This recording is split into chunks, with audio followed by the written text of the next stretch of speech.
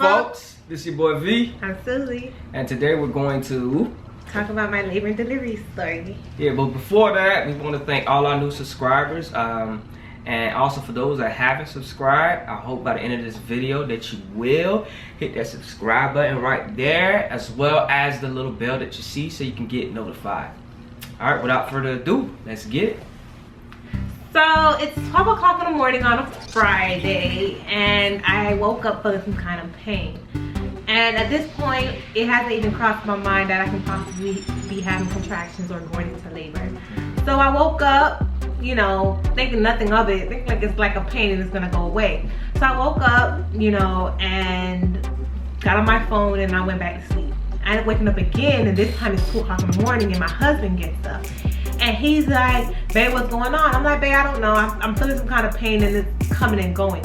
He's like, "Babe, I think you're having contractions." And I'm like, yeah, that's exactly what it is. So I have this app on my phone. It's the Baby Center app. I love that app. That app is It's clutch. the best. For all expectant mothers, you should go ahead and download that app. Have to have it. And so it has a contraction timer on there. So I was like, you know what? Look, hop in the shower, just in case, so we can get ready if you are having contractions. And I'm gonna time you and let me know when the pain starts and when it ends. And it was like every 2-3 minutes. So I was like, okay, yeah, we gotta go. We gotta go. Right. Yeah.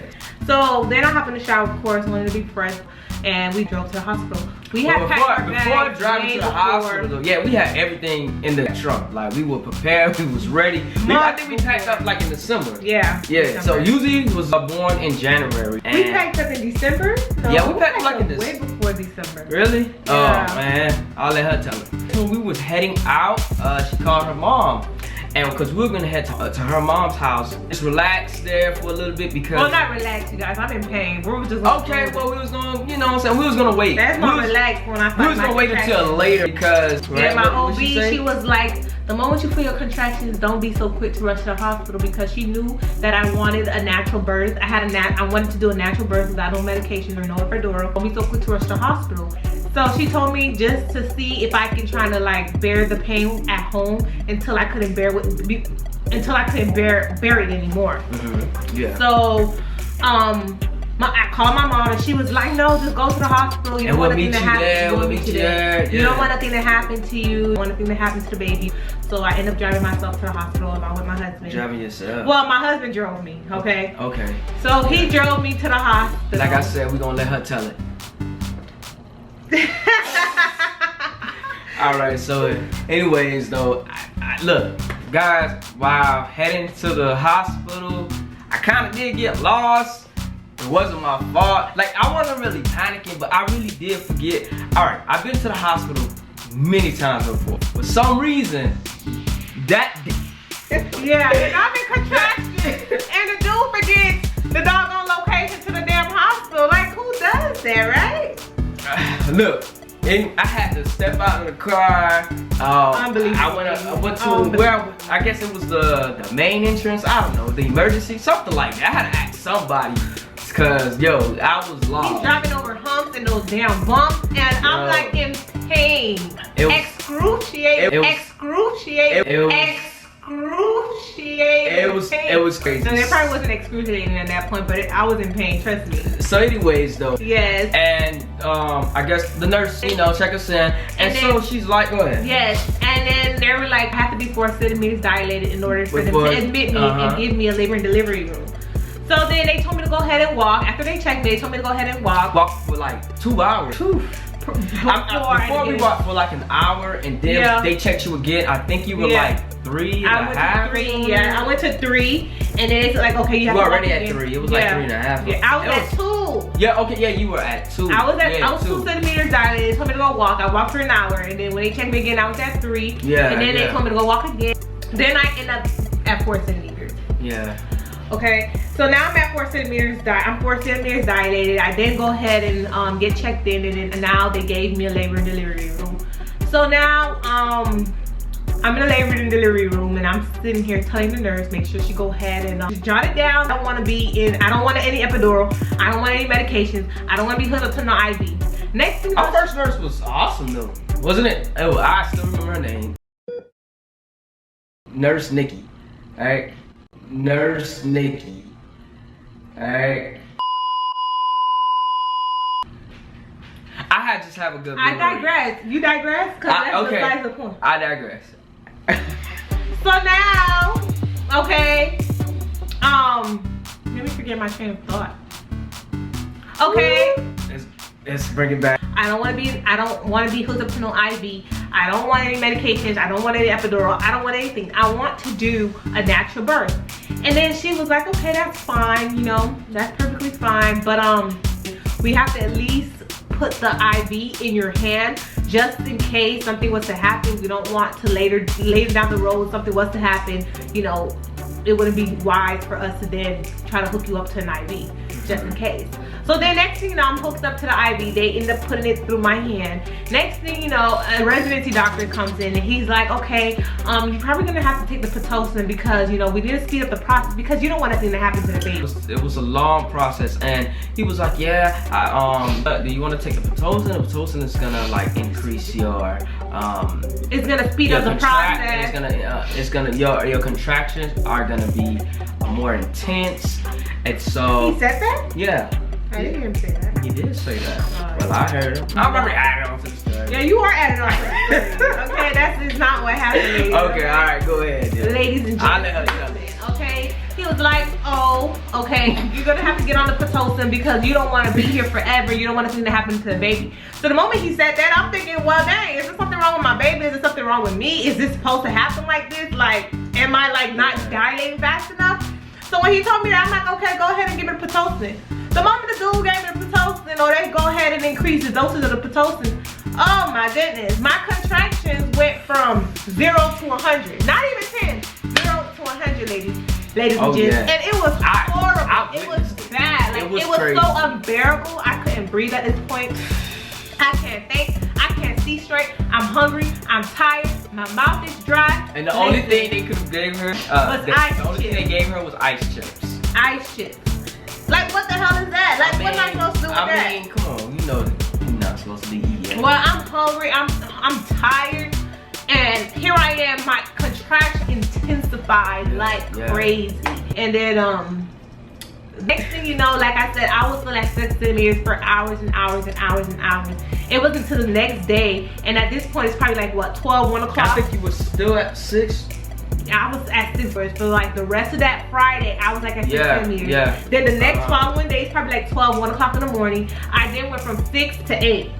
Remember, he was like, no, if you don't dilate. Yeah, if my body don't start progressing, they're gonna have to give me a C-section. So now, I went from the IV to the Pitocin to the epidural. Now, there might be a chance that I may be getting a C-section. I'm like, whoa, you're not gonna give me a C-section. You're not gonna cut me open. When they told her that, an hour later, another nurse came in saying the same thing. They was already prepping to do your C-section, I believe. No, it wasn't before. Remember, the nurse, she was like, okay, let me go to and talk to my boss. Remember? That wasn't the nurse, that was the residency doctor. For real? Yeah. Oh, okay. Yeah, just let me tell it. But dang, yo, I'm still, you know what I'm saying? I remember bits of the story. Yo, I'm the one that said it. I remember most of the things. But it's cause it's, okay. Just let me tell it. Alright, go ahead. So again, so next thing you know, I ended up having to give into the epidural because my pain was just so unbearable. I couldn't bear it anymore or any longer. So I ended up having to give into the epidural. Then it's the next following day, and then around 1 o'clock, I believe, 12 or 1 o'clock, I then went from 6 centimeters to 8 centimeters. And around 2 o'clock or 3 o'clock, they're like, okay, this baby's ready to come out. So then the doctor came in. This time it's not a residency doctor. It's the actual doctor, and I think he did pretty good. Oh, you did awesome. With the delivery. And after 2 to 3 pushes, my bundle of joy came right out. It was a smart nurse. I'm gonna tell y'all about her. Dang, I wish I knew her name, but she was bugging. Nah, she was bugging out, man. So I'm trying to, you know, witness the whole thing. All right, I was looking like I was gonna faint. I was gonna fall out, but I was still holding it together. You know what I mean? So I'm watching. I mean, she's just doing her job. She seen that you look like you was about to faint. She came over my way, told me, oh, sit down. I'm like, dang, I don't want to sit down. I want to witness the birth of my child. Like, can you like leave me alone right now? Make sure you're okay as well. Everybody in the room is, you know. Yo, she was bugging out. Period. That's it. Baby, you look like you was about to faint to her. Look, the lady's doing her job. Alright. And they ain't even let me cut the umbilical cord. It's okay. It wasn't. I don't think. Oh. Anywho, so like I said, after 2 to 3 pushes, my bundle joy came right out, and it was the most amazing experience. But I would say this. Our second child though, yeah, we definitely know much more. Yeah. We are definitely prepared. And I want to definitely try those home births. Those the birthing centers. I don't like those things. I don't know. I'm not against people doing that, but I don't know what if something goes wrong. Maybe I need to educate myself more on the subject. Yeah, how about that? I mean, I don't think it's that bad. I mean, people used to do it all the time before modern medicine. So why not? I think we were created to do it naturally, without. You know what? If you guys ever had home birth, go ahead in the comments below. Yeah, let me tell know. us how it went, cause she obviously considering it, and yeah. So. Yeah, please tell my husband how awesome the experience was. Yeah. So I can go ahead and do it. Well, you know, throughout this whole ordeal that we went through, look, we're proud parents. We're happy that we have a healthy baby boy. Yep. A big, healthy baby boy. Yeah, he was 9 pounds. 9 pounds. Yeah, man. So, you know, we just wanna thank God, you know, that everything did go okay. You know, everything went well, you know. I agree. Nobody else we can thank, you know, but God, man. You know. So yeah, and one thing I would like to say and end with was I do thank God that I was able to bear a child one and deliver a child 2, and just to be able to go through an experience was phenomenal. I look at us women as phenomenal women. Like, my goodness, the fact that we're even able to carry a human and bear it, like, my goodness, we deserve. Look, ladies, make sure you guys are being respected. You guys deserve it. But the things that we do, I was like at work throughout my whole pregnancy. Yes, she was. And yo, everyone's like, what are you doing here? But you know, we all have to live and survive. So, and my job wasn't as bad. Thank God there weren't like bad people, or it wasn't hard labor, so it wasn't as bad going to work. So, but besides that, it was a phenomenal experience, and I look forward to doing it again. This time for my daughter, and then I'll be done. Yes, so God is willing. Please. We hope that it's a girl next time. I'll do it one more time and I'm done. Yeah. I'm gonna pray on it too. So y'all go ahead and enjoy the rest of the clips of my labor and delivery story, and don't forget to comment, like, and subscribe. Subscribe below, right there. We salute you for watching. It's a boy. Yes.